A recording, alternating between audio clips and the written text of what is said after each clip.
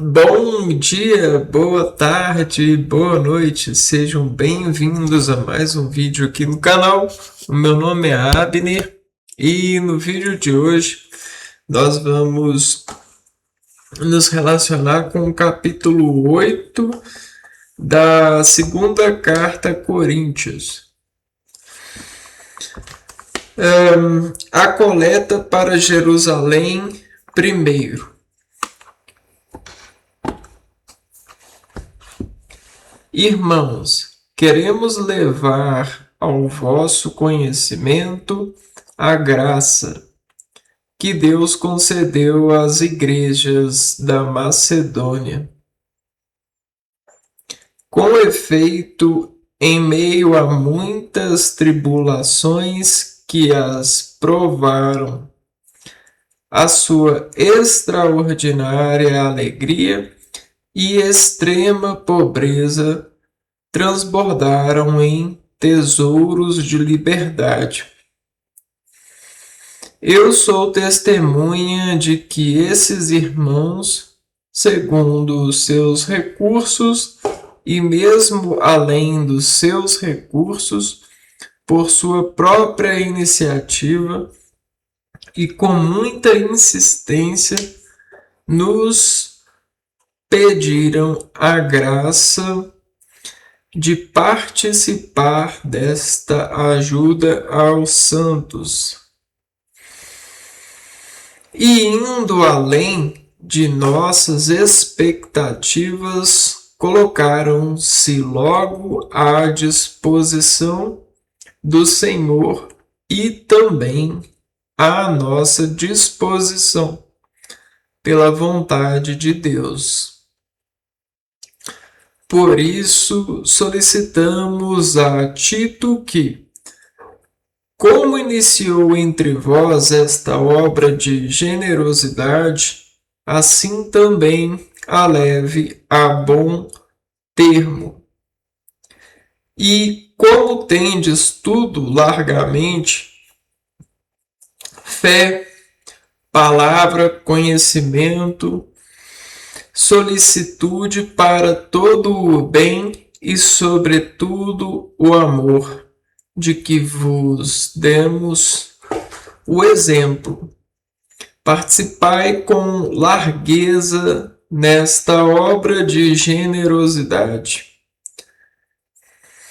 Não é uma ordem que estou dando, mas, à vista da solicitude extraordinária de outros, dou-vos ocasião de provardes a sinceridade do vosso amor. Certamente conheceis a generosidade de nosso Senhor Jesus Cristo. De rico que era, tornou-se pobre por causa de vós, para que vos torneis ricos por sua pobreza. Eis a minha opinião.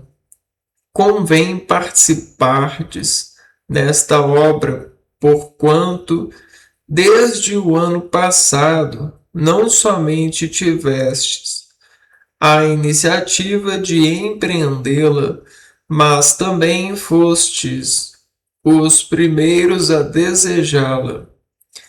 Agora, pois, acabai de realizá-la. Assim, aos vossos propósitos corresponderá a completa realização de acordo com os vossos recursos. De fato, quando existe a boa vontade, ela é bem aceita com aquilo que se tem. Não se exige o que não se tem. Não se trata de vos pôr em aperto para aliviar os outros.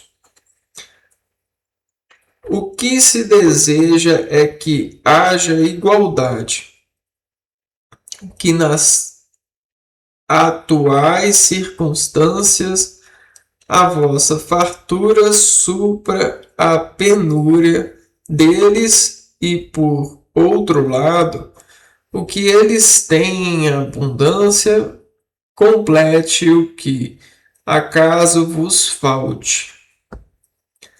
Assim haverá igualdade. Como está escrito, quem recolheu muito não teve de sobra, e quem recolheu pouco não teve falta. Graças sejam dadas a Deus, que pôs no coração de Tito a mesma solicitude por vós. Não só ele recebeu bem o meu pedido, mas ainda no ardor de seu zelo, partiu espontaneamente para vos visitar. Com ele enviamos o irmão que é elogiado em todas as igrejas por seu serviço no Evangelho.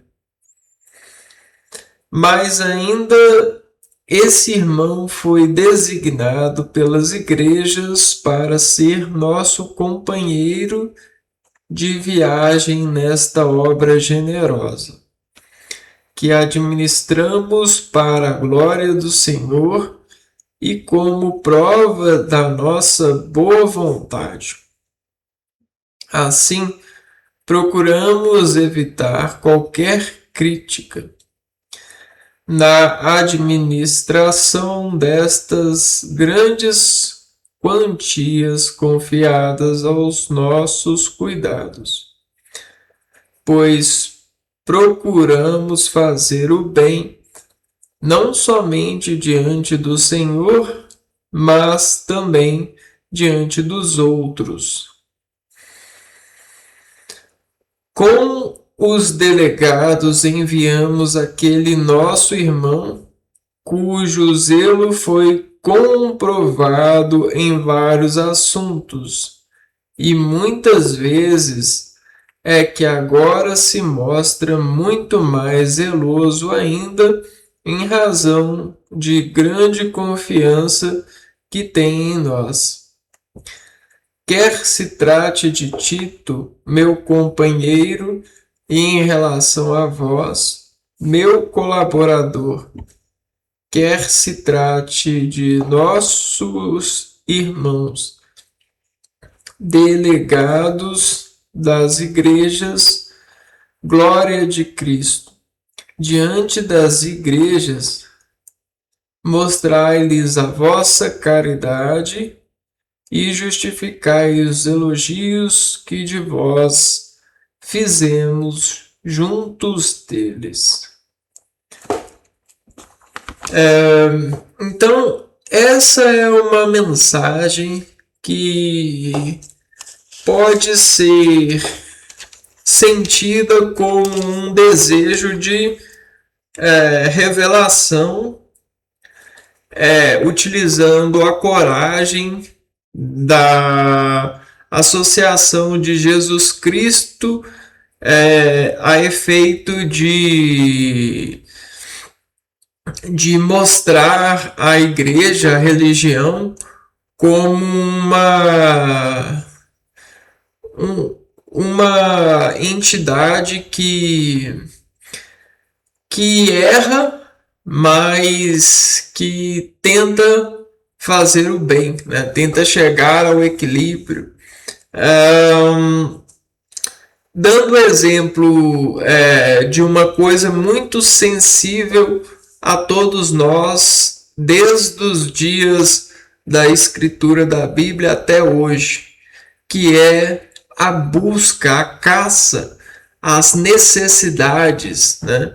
E a relação com elas, né? É o que faz a gente dizer inteligência, né? Economia, lidar com eventuais circunstâncias na natureza, ser um bom caçador, ser rico. Mas Jesus era esse rico, né? Ele era um bom caçador, Ele era ele era tudo de bom, né? E aí, de um momento para o outro, ele se tornou pobre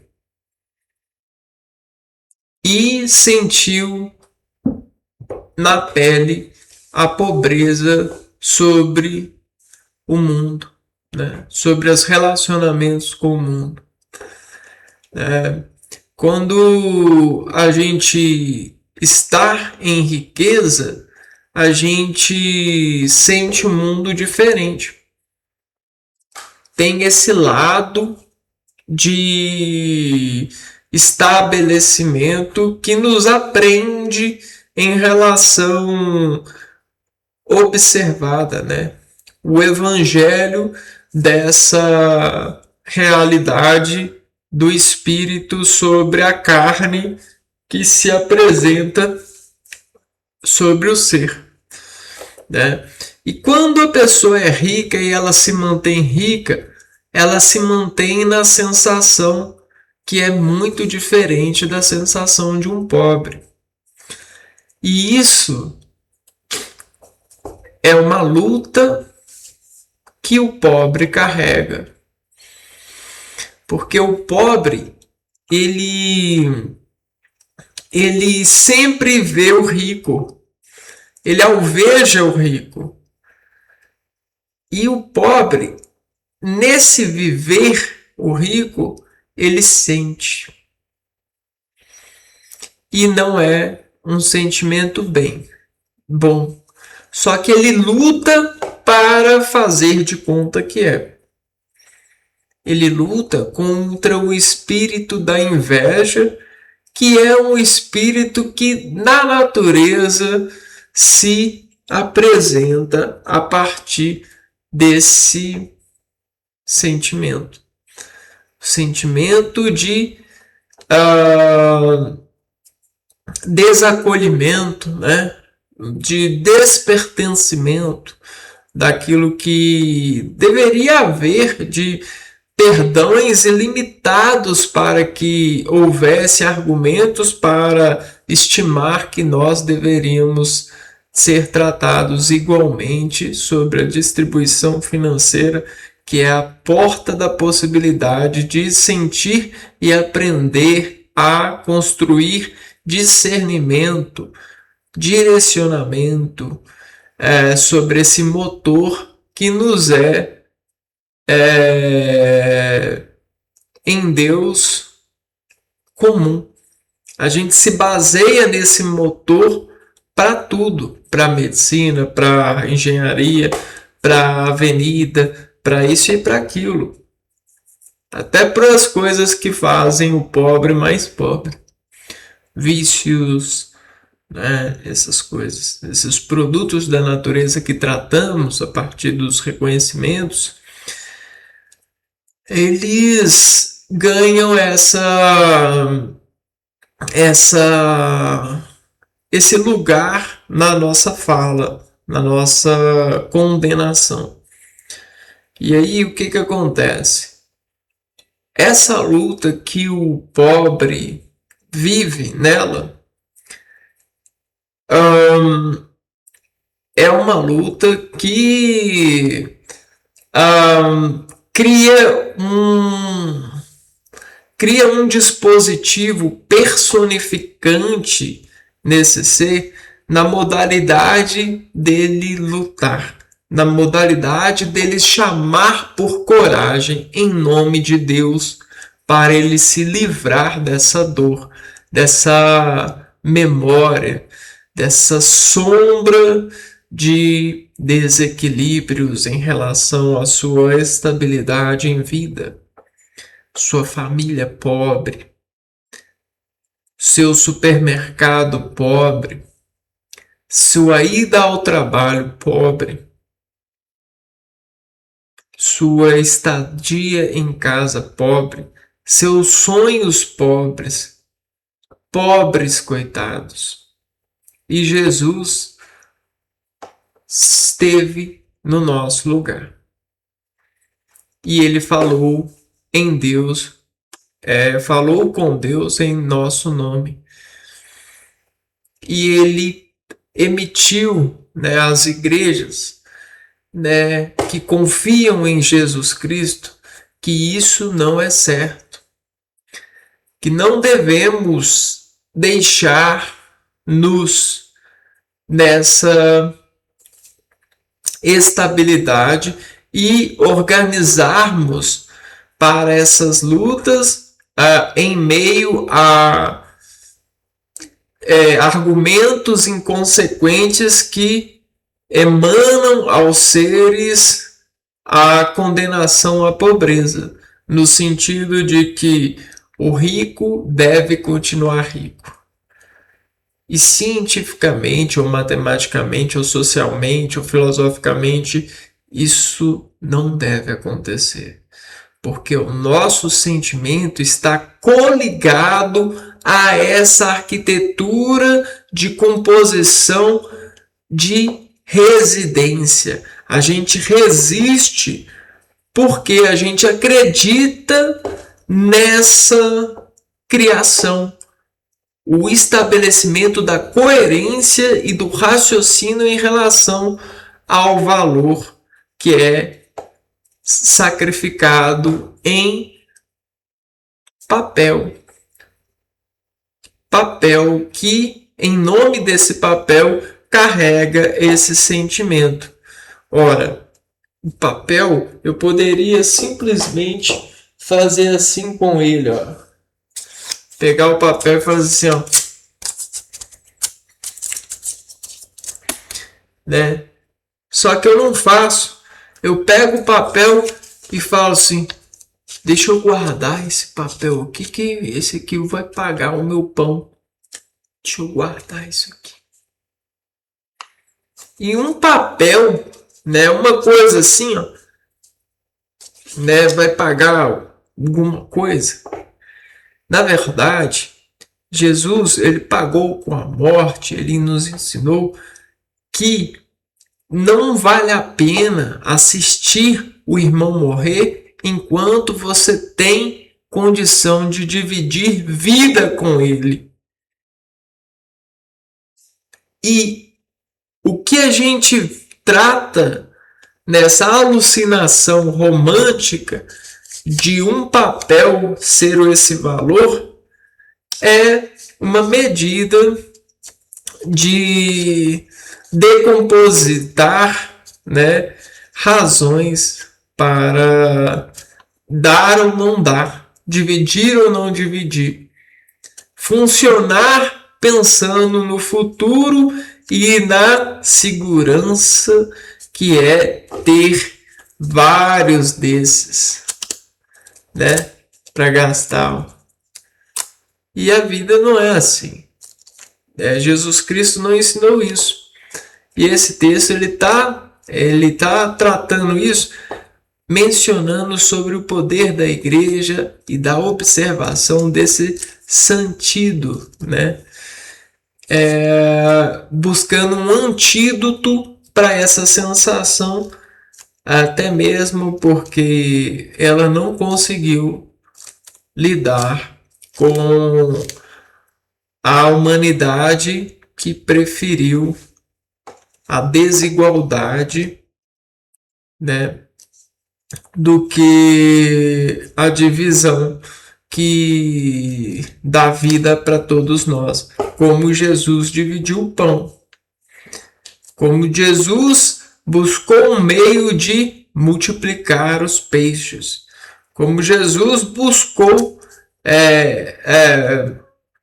criatividade, né? Buscou poderes para fazer o cego andar, para fazer a depressão da prostituta se reconstituir-se.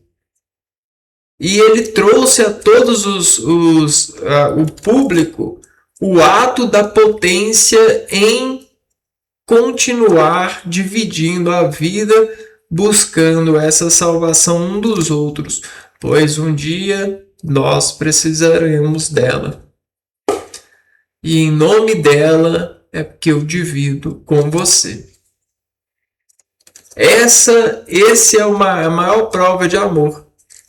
né? É amar tanto a minha vida que eu a divido com você para que você a ame também e no momento em que eu precisar, né, de retornar a esse amor, você possa me ajudar. Então, essa coleta, a coleta para Jerusalém, ela tem relação com os dados, hoje a gente fala dado, né? Mas com as reações dos sentidos aos quais eram comuns na região.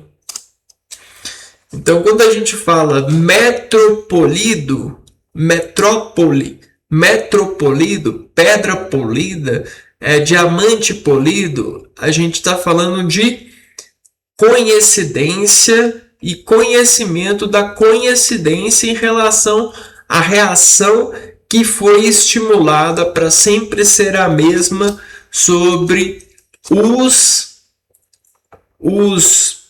meios de organização.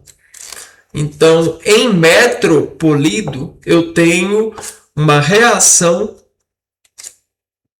que está definida. Essa definição de reação me faz acordar você nesse amor. Por exemplo, o amor à vida. Eu digo a você: tenha paciência no trânsito, vá devagar, pare, né? Desacelere, vá, siga em frente. Isso é um sistema que hoje a gente tem com muito amor pelos funcionários dos automóveis, que são todos nós que utilizamos, né? Então a gente sacrificou o espaço para os automóveis passarem. E nós nos entregamos a eles, né? Entregamos e não são todos nós que participamos, que temos automóveis. Olha que defeito da igreja, né?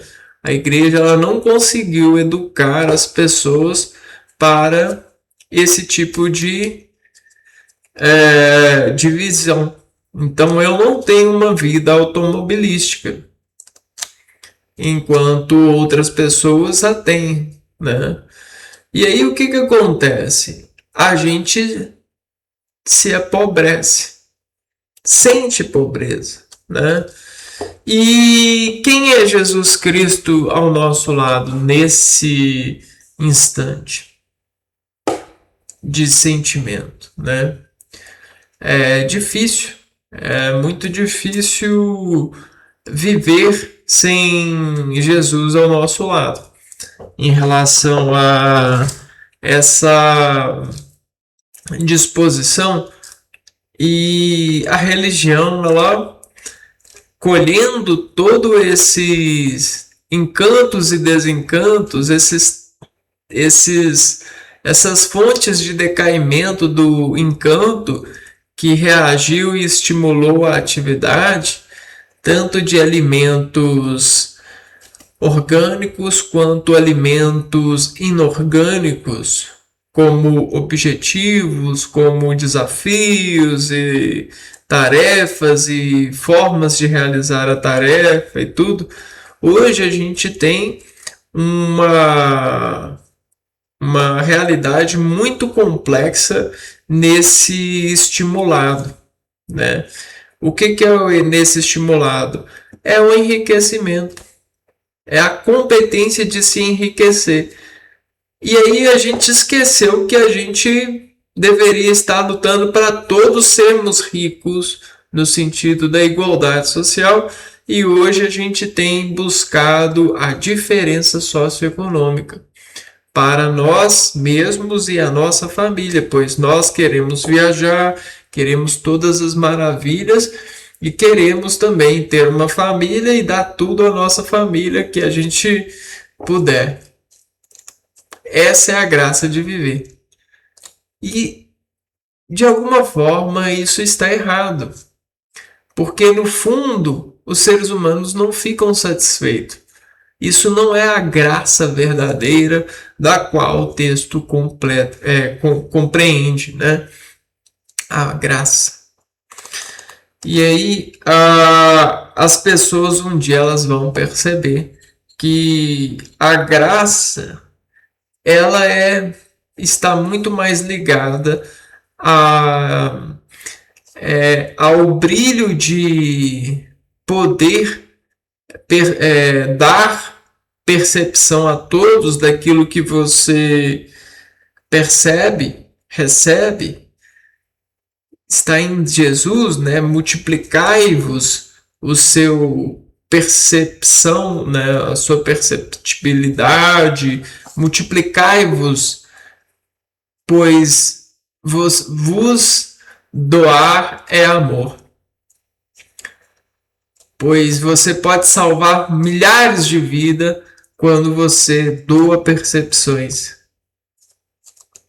né? E aí, isso é extraordinário. Isso é genial, é uma ideia genial. Isso é um recorde, né? Isso é o motivo pelo qual vale viver. Então, como que a gente abandonou esse motivo? E eu vou dizer para você, nós abandonamos esse motivo pela mentira.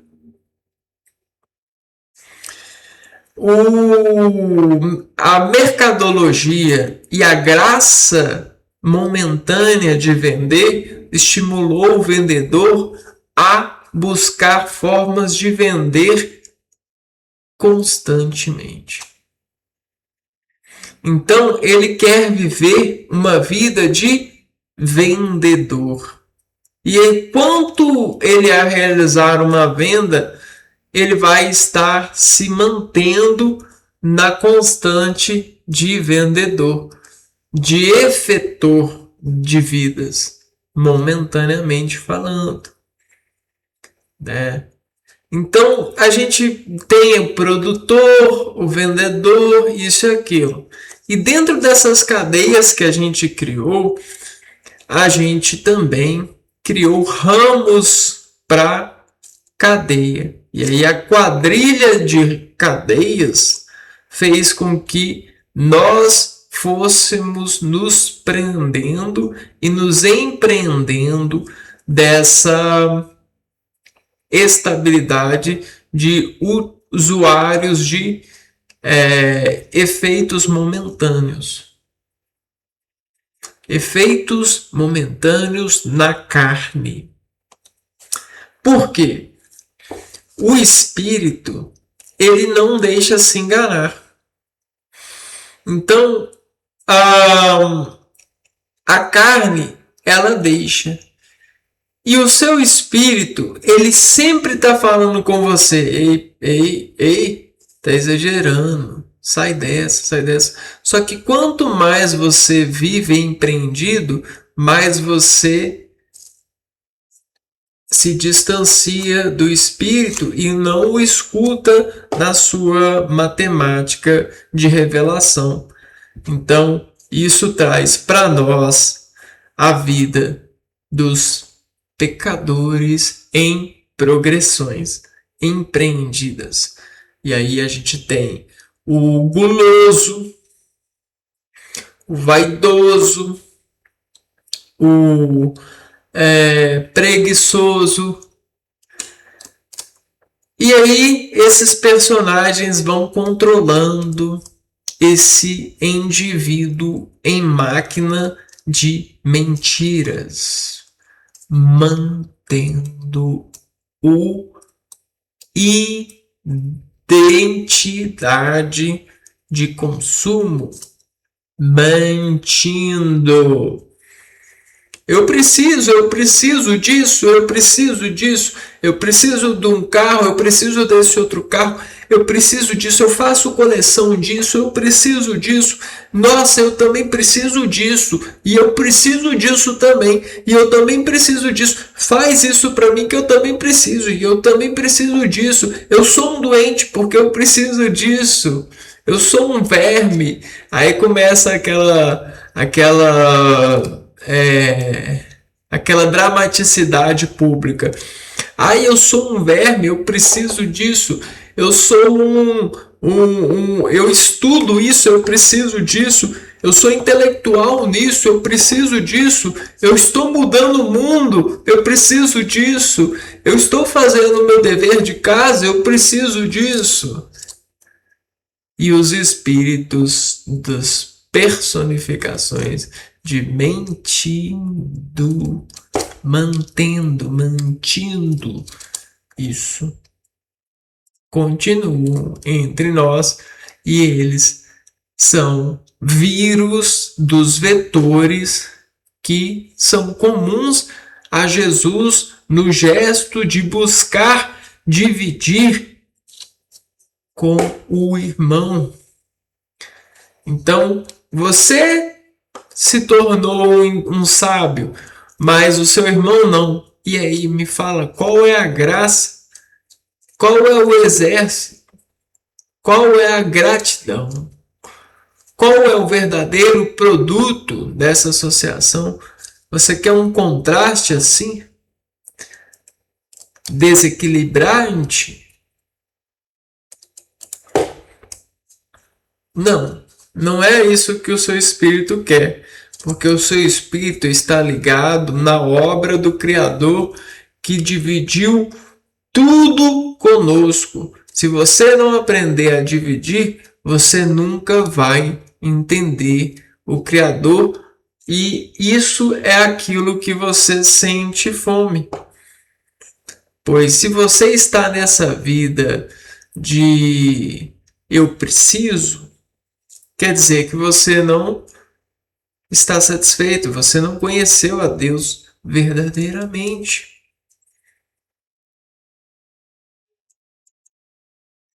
E se você não conhecer a Deus, você vai continuar vivendo uma vida de insatisfação. Você não vai se satisfazer, pois o conhecimento de Deus é a verdade que falta na vida de quem não o conhece. Então, a questão não é acreditar, não é ter o status de eu acredito em alguma coisa, em uma força maior. Não é isso. O negócio é você se desprender de tudo para aprender a realização de tudo o quanto der, né?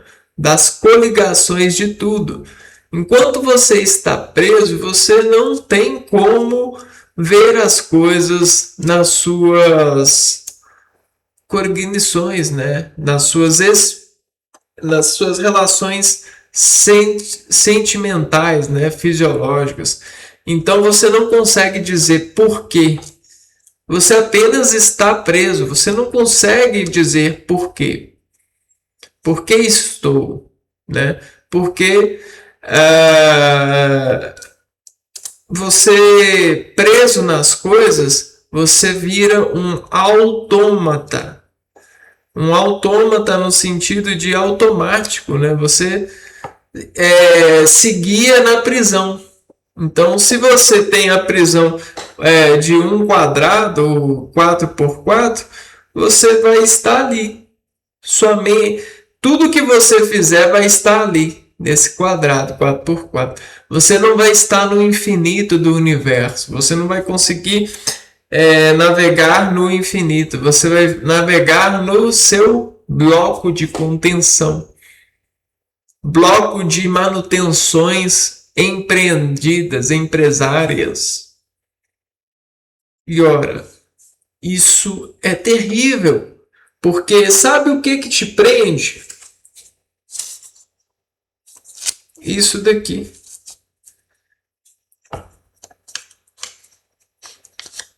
Um papel.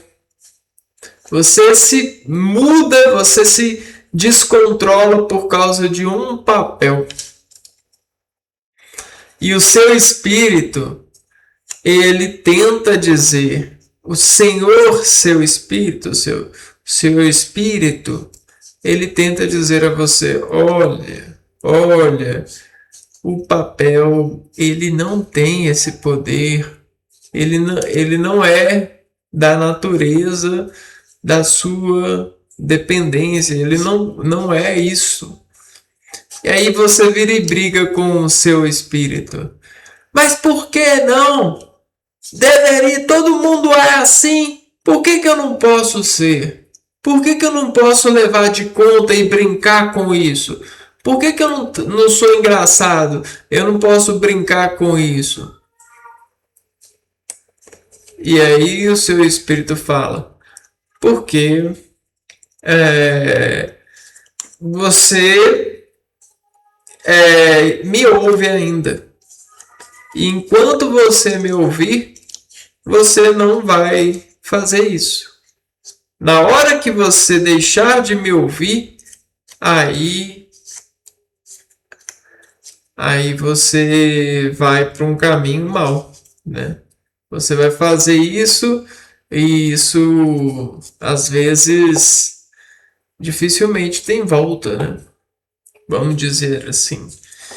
Então é disso que a gente fala. A gente não deveria viver nessa domesticação de sensibilidades em relação à natureza, nos comparando entre pobres e ricos. Mas acontece que isso é uma arquitetura de reações conhecidas pela religião. Isso causa efeito medicamentoso, né? Efeito psicológico, efeito fisiológico, efeito no organismo. E esses defeitos fazem com que o organismo perca a corrente, perca a marcha, perca a gasolina, no sentido dessa analogia comparada a máquinas, né? A máquinas industriais. Então, deveríamos estar preocupados com essa obra. E as pessoas, elas estão preocupadas em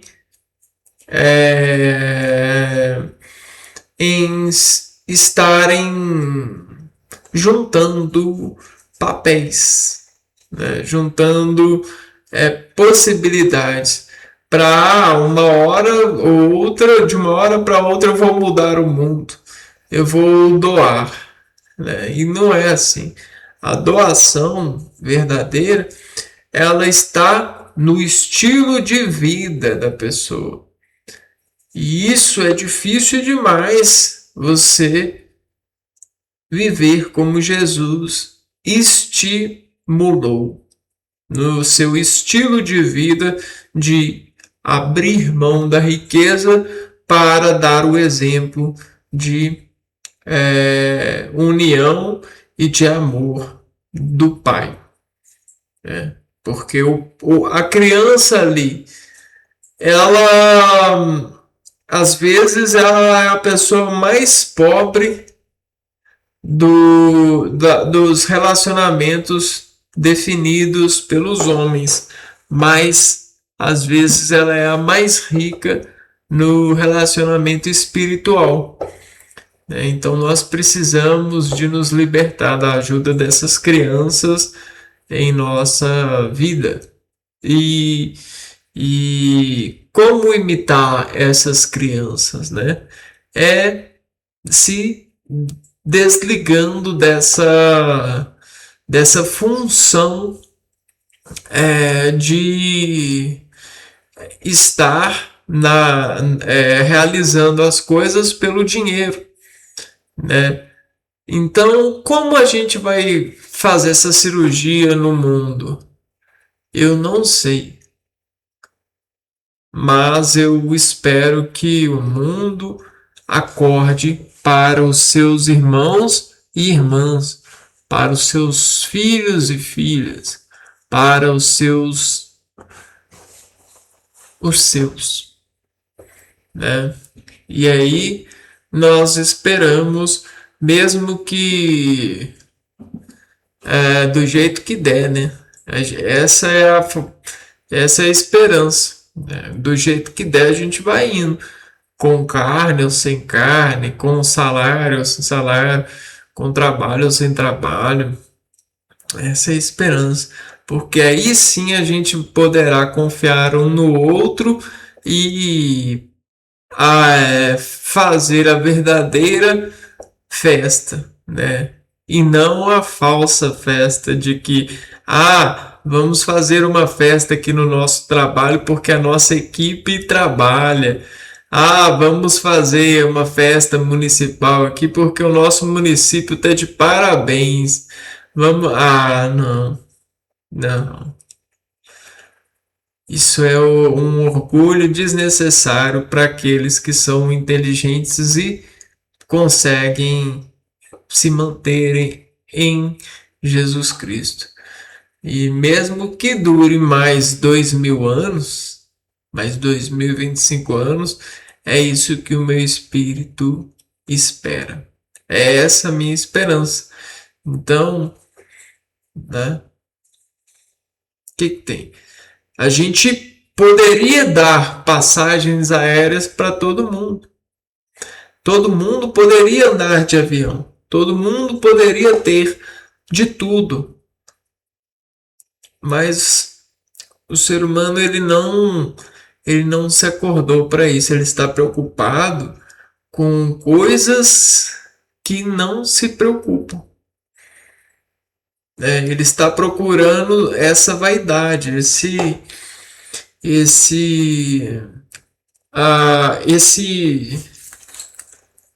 essa nota na vida, né? Esse papelzinho na vida. Então não é assim que funcionam as coisas, né? E é isso, né? Estamos aí. A gente se vê no próximo vídeo. Um abraço para vocês e fui!